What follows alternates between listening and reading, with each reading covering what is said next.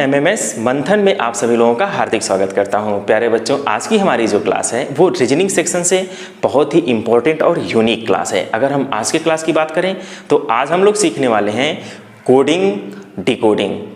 क्या होता है कोडिंग, क्या होता है डिकोडिंग, इसको बताने से पहले हम आपको बता दें कि यह टॉपिक इतना इम्पॉर्टेंट है कि यह NMMS एग्ज़ाम यानी कि राष्ट्रीय आय एवं योग्यता आधारित छात्रवृत्ति परीक्षा में 10 से 12 प्रश्न इस टॉपिक से पूछे जाते हैं। और इस टॉपिक की मदद से अगर आप इसे अच्छी तरह से तैयार कर लेते हैं तो ये अन्य क्वेश्चन को भी सॉल्व करने में काफ़ी हेल्पफुल होता है। इसलिए ये टॉपिक बहुत ज़्यादा जाता है एग्जाम के पॉइंट ऑफ व्यू से। चलिए शुरू करते हैं आज की क्लास। कोडिंग क्या होता है, डिकोडिंग क्या होता है, पहले हम लोग इसको समझ लेते हैं।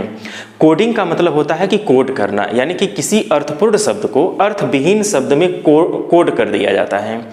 जैसे इसका जो यूज होता है वो डिफेंस वगैरह में बहुत ज़्यादा होता है, और कहीं भी आप इसका प्रयोग कर सकते हैं कि किसी भी अर्थपूर्ण शब्द को कोई एक आप इसको अर्थविहीन शब्द में डिकोड कर दीजिए। डिकोडिंग क्या होता है? डिकोडिंग का मतलब होता है कि कोई अर्थविहीन शब्द होता है जिसे आप अर्थपूर्ण शब्द में परिवर्तित कर दीजिए, यानी कि अगर कोई चीज़ डिकोड कर लिया गया हो, यानी कि डिकोड करने का मतलब जो कोडिंग हुई थी उस शब्द की पहचान कर ली गई है।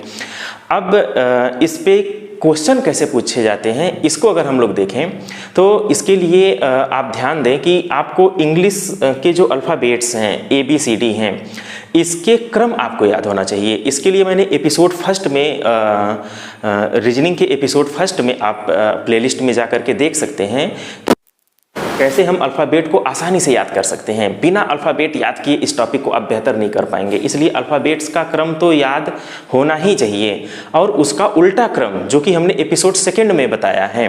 आप एपिसोड फर्स्ट की वीडियो जरूर देखें, आपको इसका क्रम याद हो जाए, और बिना क्रम याद किए आप इस टॉपिक को सॉल्व मत करिए और इसे शुरू भी मत करिए। इसलिए पहला आप क्या करेंगे कि अल्फ़ाबेट्स का क्रम याद कर लेंगे। जैसे A का क्रम क्या है वो है, C का क्रम क्या है 3, इसी तरह से Z का क्रम 26 होता है।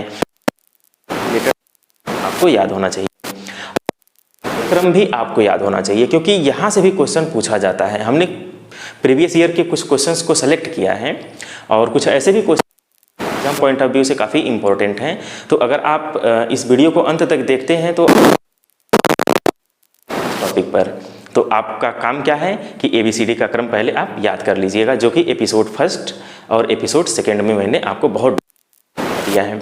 चलिए शुरू करते हैं आज की क्लास। जैसा कि A जो है ये दे रखा है कि A का जो पोजीशन है वो 26 पर है। इसका मतलब कि अल्फ़ाबेट के जो पोजीशंस हैं उसको कंसीडर किया जा रहा है, उसको ध्यान दिया जा रहा है। फिर कहा जा रहा है कि SUN को 27 लिखा गया है। SUN को क्या लिखा गया है? 27। अब इसके लिए क्या करना होगा, S का आपको पोजीशन लिखना होगा। S का पोजीशन होता है 19। S किस क्रमांक पर आता है? 19वें क्रमांक पे आता है। U किस क्रमांक पे आता है? U 21वें क्रमांक पे आता है।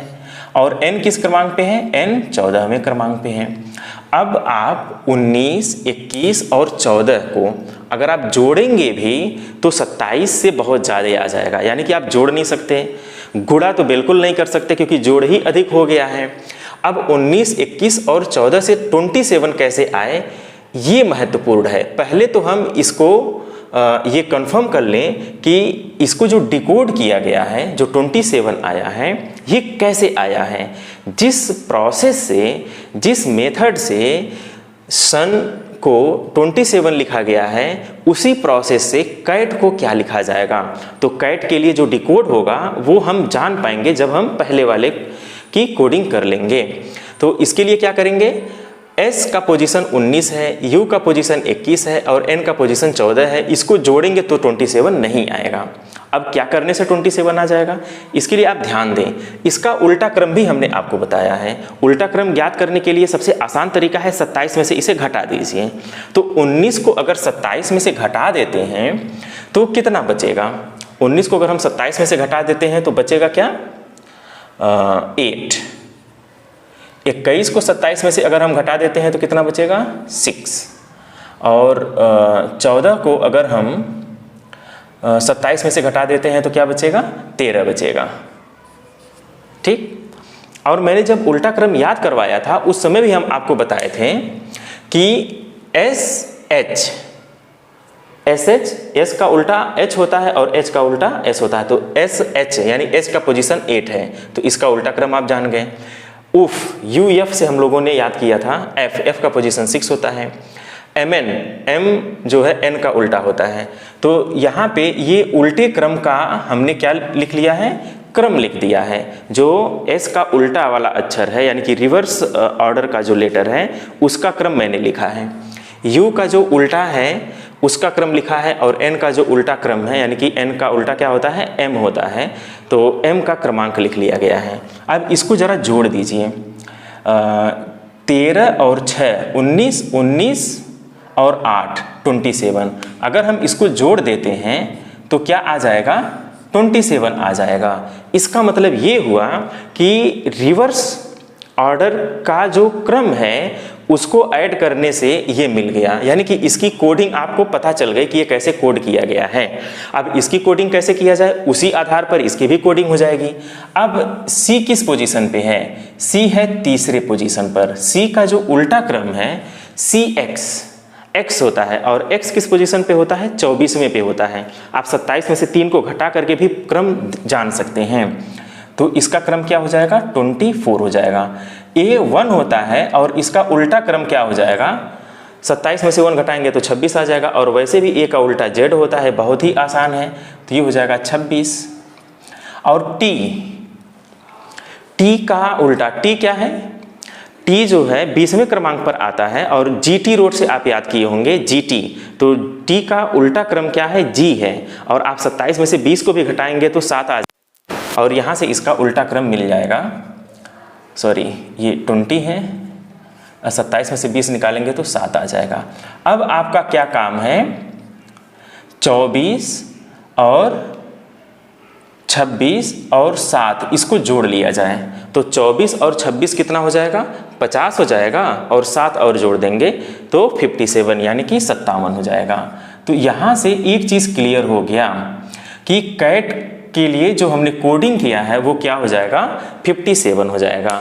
अब बिल्कुल चीज़ें क्लियर हो रही होंगी, यानी कि हमें क्रम भी याद होना चाहिए और उल्टा क्रम भी याद होना चाहिए, तब आप ऐसे प्रॉब्लम को लगा पाएंगे। अदरवाइज एग्जाम हॉल में क्वेश्चन गलत करके चले आएंगे। इसलिए ABCD का क्रम जरूर याद कर लें और उसका उल्टा क्रम भी याद कर लें। अब ये हो गया पहला क्वेश्चन। अब हम सेकेंड क्वेश्चन की अगर बात करें तो ध्यान दें, सेकेंड क्वेश्चन जो है वो ये है, जैसे CARROM के लिए, कैरम के लिए कौन सा कोड किया गया है, इसके लिए कोडिंग की गई है BZQQNL के रूप में लिखा गया हो तो किसे हाउस के रूप में लिखा जाएगा। जरा सेंटेंस को खूब ध्यान से देखिए। क्वेश्चन ये कह रहा है कि CARROM को BZQQNL के रूप में कोड किया गया है, तो के रूप में लिखा गया हो तो किसे हाउस के रूप में लिखा जाएगा। इसका मतलब जानते हैं क्या क्वेश्चन पूछ रहा है, क्वेश्चन ये पूछ रहा है कि इसकी जगह पे ये लिखा गया है तो किसकी जगह पे हाउस होगा, यानी कि हाउस के लिए कौन सा कोड किया गया है, ये चीज आपसे पूछा जा रहा है। तो पहले हम इससे ये पहले जान लें कि ये कैसे आया। तो ये C है, इसका क्रमांक 3 है, A का क्रमांक क्या है 1, और R का क्रमांक कितना होता है 18 होता है, और A 18 हो जाएगा, O का 15 और M का 13। सबसे पहले क्या कर लीजिए, इसके क्रम को लिख लीजिए, और अब यहाँ इसके क्रम को लिख लीजिए। ये हो जाएगा 2, ये हो जाएगा 26, ये हो जाएगा 17 और ये हो जाएगा 14 और ये हो जाएगा L का मतलब 12। L किस पोजीशन पे है, 12वें पोजीशन पे है। अब देखिए ये तीसरे पोजीशन पे है, तो यहाँ पे पहला जो है ये 1 घट गया है, पहला क्या हो गया है 1 घट गया है। यहाँ पे A फर्स्ट पे है, तो A से अगर हम 1 कम करेंगे तो क्या हो जाएगा, किस पोजीशन पे चले जाएंगे, 26वें पे चले जाएंगे। तो यहाँ पे भी क्या हो गया है, 1 माइनस हो गया है, -1 यहाँ भी है, -1 यहाँ भी है। इसी तरह से आप देख रहे हैं 18 से 17 हो गया है, यहाँ भी -1 हुआ है। और लास्ट में अगर देखें M से ये 12 हुआ, यानी कि सारे लेटर्स एक एक घट गए हैं। लेकिन क्वेश्चन ये कह रहा है हाउस के रूप में लिखा जाएगा, यानी कि किसके रूप में हाउस लिखा जाएगा। इसका मतलब ये हुआ कि हमें ये कोड पता करना है, तो किसे हाउस लिखा जाएगा, किसे हाउस लिखा जाएगा। तो ये एक कम करके लिखा जा चुका है, तो यहाँ का अगर हमें बताना रहेगा तो एक हम बढ़ा करके बताएंगे। पोजीशन पे है 8वें पे है, O किस पे है 15 पे है, U 21 पे है, S 19 पे है और E किस पोजीशन पे है 5 पोजीशन पे है। तो H के लिए यहाँ पे क्या हो जाएगा I हो जाएगा, 9वें नंबर का क्रमांक का लेटर यहाँ लिखा जाएगा। O 15 है तो यहाँ पे 16वें लेटर का क्रमांक लिखा जाएगा, P लिखा जाएगा। U 21 है तो यहाँ पे 22वां क्रमांक यानी कि V लिखा जाएगा। S 19 पे है तो यहाँ T लिखा जाएगा और E 5वें क्रमांक पे है तो एक बढ़ा देंगे हम E F लिखा जाएगा। अब देखिए इसमें से एक एक कम करेंगे तो ये आ जाएगा। तो हाउस किसको हाउस लिखा जाएगा, ये क्वेश्चन पूछा जा रहा था। लगभग 95% बच्चे इस क्वेश्चन को गलत करके एग्जाम हॉल में चले आए थे। इसलिए हम कह रहे हैं कि पहले क्वेश्चन को समझिए, क्वेश्चन की अंडरस्टैंडिंग होनी ही चाहिए। अगर क्वेश्चन की अंडरस्टैंडिंग नहीं है तो समस्या हो जाएगी। तो क्वेश्चन को आप समझते हुए काम करिए। ऐसे ही ये तो हो गया, हम क्रम याद रख रहे हैं तो चीज़ें थोड़ी सी आसान हो जा रही हैं। लेकिन कुछ ऐसे भी क्वेश्चन एग्जाम हॉल में पूछे गए हैं जिसमें आपको क्रम नहीं याद रखना है, क्रम ऑलरेडी दिया हुआ है। जैसे इस क्वेश्चन की अगर हम बात करें तो ध्यान से देखें, कह रहा है PAINT पैंट को 7, 4, 1, 2 और 8 लिखा जा रहा है। इसी तरह से EXCEL एक्सेल को लिखा जा रहा है 93596, तो एक्सेप्ट को क्या लिखा जाएगा। तो आप यहाँ ध्यान से देखें, ए के लिए क्या कोड किया गया है, जैसे ACCEPT को क्या लिखा जाएगा। तो ए के लिए कोड क्या है, ए के लिए कोड सेकेंड नंबर पे है 4, तो यहाँ पे आ जाएगा 4। सी के लिए कोड क्या हो जाएगा 1, 2, 3, यहाँ से तीसरे नंबर पे है 5, और चूंकि 2 बार सी आया है इसलिए 2 बार 5 आ जाएगा। तो सी के लिए कोड क्या आ गया 5 आ गया। ई के लिए कोड क्या होगा, लास्ट से दूसरे नंबर पे है, ई के लिए कोड 9 है, तो ई के लिए कोड यहाँ पे 9 लिख दिया जाएगा। ठीक है, और क्या है ई, पी लिखा गया है, तो पी के लिए 7, तो यहाँ 7 लिखा जाएगा। पी के लिए कोड क्या हो जाएगा 7 हो जाएगा। और लास्ट में टी बच रहा है, तो टी के लिए 8 है, टी के लिए कौन सा कोड हो जाएगा 8 हो जाएगा। देखिए कितना आसान है। इस तरह से जो है एक्सेप्ट को क्या लिखा जाएगा आपको पता चल गया है। इसी में देख करके ही आपको बताना है, इसके लिए कहीं कुछ भी एक्स्ट्रा आपको सोचने की ज़रूरत ही नहीं है। तो कभी कभी क्या होता है कि क्वेश्चन को देख करके ही उसी से संबंधित पूछ लेता है, जो कि वही उसका आंसर रहता है, क्वेश्चन में ही आंसर छिपा रहता है, आपको देखने की ज़रूरत होती है। तो इस तरह के भी मैंने क्वेश्चन सेलेक्ट कर लिया है ताकि ऐसे क्वेश्चन आ जाए तो आपका हाथ एग्ज़ाम हॉल में ना रुके। अब हम चौथे प्रश्न की बात करें, ध्यान दें। अगर चौथे प्रश्न को ध्यान से देखा जाए तो काफ़ी आसान प्रश्न है। कह रहा है E = 5, ई की वैल्यू 5 है। यह इंडिकेट कर रहा है कि हमें क्रम याद रखना है, क्रम के हिसाब से चीज़ें चल रही होंगी। तो पेन को लिखा गया है 35, तो पेन को 35 कैसे लिखा जाएगा, पी का पोजीशन 16, ई का पोजीशन 5 ऑलरेडी दिया हुआ है, और एन का पोजीशन होता है 14। ज़रा इन सबको जोड़ लीजिए, 14 और 16 कितना हो जाएगा 30 हो जाएगा, और 5 35 हो जाएगा। इसका मतलब ये हुआ कि इसी के क्रम को जोड़ दिया गया है, इसके जो भी पोजीशन उनको क्या कर लिया गया है, जोड़ दिया गया है। तो कुछ भी पूछे, PAGE अगर पूछ रहा है तो क्या फ़र्क पड़ता है, इसका क्रम लिखेंगे और उसको जोड़ लेंगे, और जोड़ने के बाद जो आंसर आएगा वो कमेंट बॉक्स में आप ज़रूर बताएंगे, क्योंकि ये काफ़ी आसान क्वेश्चन था। ऐसे ही ज़रा 5वें क्वेश्चन की अगर हम बात करें तो 5वां क्वेश्चन है RAIN को लिखा गया है $8 %6।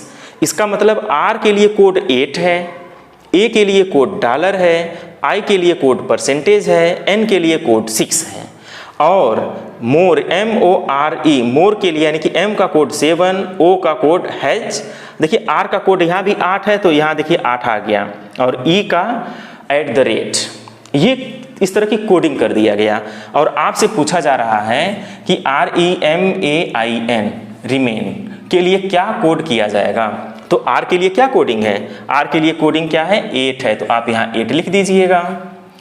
और E के लिए क्या है, E देखिए इधर से लास्ट, तो E के लिए @ है, इसको बना दीजिए। M के लिए क्या कोड किया गया होगा, M के लिए 7 कोड किया गया है, तो यहाँ पे आ जाएगा 7। A के लिए क्या कोड किया गया है, देखिए यहाँ से सेकेंड नंबर 8, A के लिए $, तो यहाँ पे आप डॉलर बना दीजिए, डॉलर का सिंबल। A तक हो गया। I के लिए क्या कोड है, I लास्ट से सेकेंड परसेंटेज है, I के लिए परसेंटेज यूज कर लीजिए। और क्या है N के लिए क्या है, N के लिए 6 लिखा हुआ है, तो यहाँ आ जाएगा 6। तो इस तरह से जो है रिमेन के लिए कोड क्या हो जाएगा, $8 $7 परसेंटेज और 6, इस तरह से इसका कोडिंग हो गए। तो देखिए कितना आसान है इसको समझना। कोडिंग डिकोडिंग बहुत ही आसान चैप्टर है, बहुत ही ज़्यादा आसान है। बस आपको अल्फ़ाबेट्स का क्रम याद करना है, जो कि बहुत ही आसान है। आप अगर वीडियोज़ को देख लेंगे, छोटी छोटी वीडियोज़ हैं, आप 3-3 4-4 मिनट की, आप उसको अगर देख लेते हैं तो आपको बहुत ही अच्छी तरीके से क्रम याद हो जाएगा और आजीवन नहीं भूलेगा, कभी आप भूल के भी नहीं भूल पाएंगे। तो अल्फ़ाबेट्स का क्रम आप ज़रूर याद रखें, और जब अल्फ़ाबेट्स का क्रम याद रहेगा तो ये सब क्वेश्चन आप फटाफट बनाते चले जाएंगे, कहीं कोई समस्या ही नहीं आएगी। अब हम बात करें छठे क्वेश्चन की, तो देखिए LUTE को क्या लिखा जा रहा है, म्यूट लिखा जा रहा है, MUTE। तो इसमें अच्छी बात ये है कि UTE को UTE एज सच लिखा हुआ है, इसमें कोई परिवर्तन नहीं किया गया है। L की जगह पे M हो गया, तो L का पोजीशन 12 और M का पोजीशन 13। नीचे देखिए FATE, तो यहाँ भी ATE है, तो F का पोजीशन 6 और G का पोजीशन 7। बाकी ATE एज सच, यानी कि 3 लेटर सेम हैं, बस इसमें +1 कर दे रहा है, पहले लेटर में 1 जोड़ दे रहा है, बाकी 3 लेटर एज सच लिख दे रहा है। तो कह रहा है BLUE को क्या कोड किया जाएगा। अब बताइए B की जगह पे क्या हो जाएगा, C हो जाएगा, बाकी ये 3 लेटर क्या हो जाएंगे, एज सच LUE यहाँ लिख दिए जाएंगे। तो CLUE केवल पहले लेटर को में 1 बढ़ा दिया जा रहा है, +1 कर दिया जा रहा है, बाकी 3 लेटर को एज सच लिख दिया जा रहा है। तो ये भी क्वेश्चन काफ़ी ही आसान क्वेश्चन था, तो आप इसे बना लें। अब यहाँ पे देखिए 7वां क्वेश्चन, हम चाहेंगे कि 7वें का आंसर आप लोग करें। लिखा है ROAD, रोड को क्या लिखा जा रहा है, WTFI। रोड के लिए कोड क्या है, WTFI है। तो GJFY कोड के लिए क्या शब्द होना चाहिए। यह उसी तरह का प्रश्न है जैसा हम अभी पहले करवाए हैं। सेकेंड नंबर पे जो क्वेश्चन हमने बताया आज, सेम वही क्वेश्चन यहाँ पे उठा के दिया है कि कह रहा है कि GJFY कोड के लिए, यानी कि ये कोड हो चुका है, यानी कि किसी भी कोई ऐसा शब्द होगा, कोई अर्थपूर्ण शब्द होगा जिसका कोड GJFY है, तो जिस शब्द का ये कोड है वो शब्द क्या होगा। यानी कि ये शब्द पूछा जा रहा है और इसका आंसर आपको पहले से पता है GJFY, और आपको यहाँ का पूछा जा रहा है पहला। तो यह ROAD से WTFI कैसे आया, जिस विधि से आया, जितना जोड़ने पे आया, यहाँ पे उतना घटा के लिखना पड़ेगा ताकि उतना जोड़ें तो ये प्राप्त हो जाए। बस इतना सा काम आपको करना है। जैसे R का पोजीशन होता है 18, तो यहाँ पे W किस पोजीशन पे है, 23 पोजीशन पे है। तो कितना ज़्यादा है, 5 ज़्यादा है। O है 15 पे, और यहाँ देखिए T 20 पे है, तो ये भी 5 ज़्यादा है, यानी कि +5 जुड़ गया। A फर्स्ट पे है और F 6 पे है, ये भी 5 अधिक है। D 4 पोजीशन पे है और I 9 पोजीशन पे है, तो ये भी 5 अधिक है। तो ये 5 अधिक हो चुका है, तो यहाँ का कोड क्या होगा, आप बहुत ही आसानी से इसको बता सकते हैं। G का पोजीशन होता है 7, 7 में से 5 को घटा दीजिए, 7 में से 5 जाएगा 2, और 2 का पोजीशन क्या हो जाएगा, आप लोग बता सकते हैं 2 का पोजीशन क्या हो जाएगा, B हो जाएगा। J होता है 10 पे, और इसके लिए जो शब्द होगा जिसका कोड J है, तो 5 घटा देंगे तो 5 आ जाएगा। 5 पे क्या होता है, E होता है, तो इसके लिए E यूज हो जाएगा। ऐसे ही F6 पे होता है, 5 घटाएंगे तो 1 आ जाएगा, 1 के लिए कोड A होता है। Y होता है 25 पे, 5 घटाएंगे तो आ जाएगा 20, 20 के लिए कोड होता है T। तो यहाँ आ जाएगा टी। तो BEAT इसके लिए शब्द क्या हो जाएगा, BEAT। तो यहाँ देखिए दो क्वेश्चन ऐसा हो गया है कि जिसमें यही पूछ लिया जा रहा है कि जो कोड है वो किस शब्द का कोड है, यानी कि आपको पहला वाला शब्द पूछ ले रहा है। इसके लिए आपको बिल्कुल सतर्क होने की ज़रूरत है। अब इस तरह के क्वेश्चंस NMMS एग्ज़ाम में पूछे जा रहे हैं। आप इसी से अंदाज़ा लगा सकते हैं कि किस लेवल के क्वेश्चन पूछे जा रहे हैं, यानी कि काफ़ी प्रैक्टिस की आपको आवश्यकता है। आप जितनी प्रैक्टिस कर पाइए इस एग्ज़ाम के लिए उतनी प्रैक्टिस करिए। अभी आपके पास समय है तो आप इस एग्ज़ाम के लिए अच्छी तैयारी कर लीजिए। तो इस तरह से ये 7वां क्वेश्चन हो गया। अगर हम 8वें क्वेश्चन की बात करें, देखिए ये भी क्वेश्चन पूछा हुआ क्वेश्चन है। TEACHER टीचर के लिए यहाँ पे जो कोड किया गया है वो कैसे किया गया है। यहाँ देखिए AET जो शुरू के 3 लेटर हैं उसको उल्टे क्रम में, ऐसे उल्टे क्रम में यहाँ पहले लिख दिया गया, AET पहले लिख दिया गया है, ठीक। और लास्ट के जो 3 लेटर हैं ऐसे HER को REH लिख दिया गया है, REH लिख दिया गया है। और जो बीच का शब्द है उसको एज सच वैसे ही रहने दिया गया है, यानी कि जो बीच का लेटर है वो तो वैसे ही है और शुरू के 3 लेटर को जस्ट रिवर्स कर दिया, AET और REH। तो क्या आप इसका कोड नहीं बता पाएंगे? यहाँ पे क्या करेंगे, जो बीच में है LUCKNOW, लखनऊ के लिए कह रहा है तो के बीच में है तो के तो यहीं आ जाएगा। उल्टा क्रम कर दीजिए CUL तो CUL इधर आ जाएगा, WON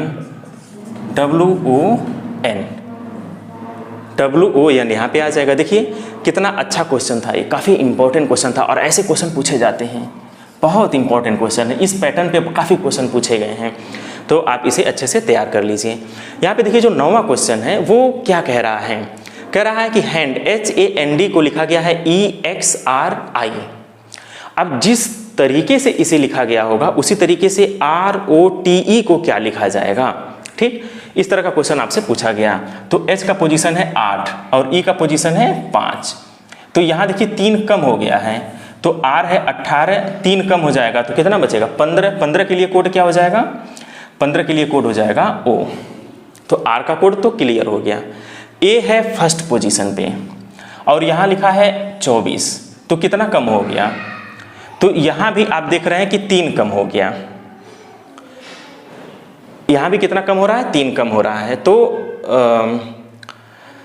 जितना यहाँ कम हो रहा है उतना यहाँ भी कम कर दीजिए। O किस पोजीशन पे है, 15 पोजीशन पे है, ठीक है, 15 पोजीशन है तो 15 में 3 कम कर दीजिए। 15 में 3 माइनस करेंगे तो 12 आ जाएगा। 12 किसका पोजीशन है, L का पोजीशन है। अब N की बात आ गई, N है 14वें नंबर पे। जरा R की बात करें तो R है 18वें नंबर पे। यहाँ पे आप देख रहे हैं कि ये +3 हो गया, कितना 14, 15, 16, 17, 18 सॉरी +4 हो गया। 14 से 18 कितना बढ़ोतरी हुई है, +4 की हुई है। तो T के लिए भी +4 की बढ़ोतरी हो जाएगी। T कितना है, 20 पे है तो 4, 24, 24 किसके लिए हो जाएगा, 24 हो जाएगा X के लिए, X। तो यहाँ आ जाएगा X। E यहाँ पे देखिए D का पोजीशन है 4 और यहाँ पे है I। तो यहाँ पे कितने की बढ़ोतरी हो गई है, 4 से I कितना पोजीशन पे है, 9वें पोजीशन पे है। तो 5 जोड़ा गया है, यहाँ पे कितना जोड़ा गया है, 5 जोड़ा गया है। तो जितना जोड़ा गया है 5 जोड़ने पे अगर आ रहा है तो E किस पोजीशन पे है, 5 पे है तो 5 जोड़ दीजिए तो 10 हो जाएगा। 10 किस पोजीशन पे आएगा, J पे आ जाएगा, J 10वें पोजीशन पे है। तो ROTE के लिए जो कोड होगा वो क्या हो जाएगा, OLXJ। देखिए कितना आसान है, बस आप ये जानिए कि जिस तरीके से इससे ये आया है क्या वही तरीका हम यहाँ यूज़ कर रहे हैं, हूबहू आपको वही तरीका यूज़ करना है जो आप पहले किए हैं। तो इस तरह से कोडिंग डिकोडिंग के प्रश्न आप लगा पा रहे हैं, काफ़ी आसानी से लगा पा रहे हैं। हम कुछ क्वेश्चंस की और आपको प्रैक्टिस करवा देंगे। अगर आपको हमारी वीडियो अच्छी लग रही हो तो आप हमारे चैनल को अवश्य सब्सक्राइब करिएगा, लाइक करिएगा और बेल आइकन को इसलिए प्रेस कर दीजिएगा ताकि इस तरह के जितने भी नोटिफिकेशन हैं आप तक सबसे पहले प्राप्त हो जाए। Okay, thank you.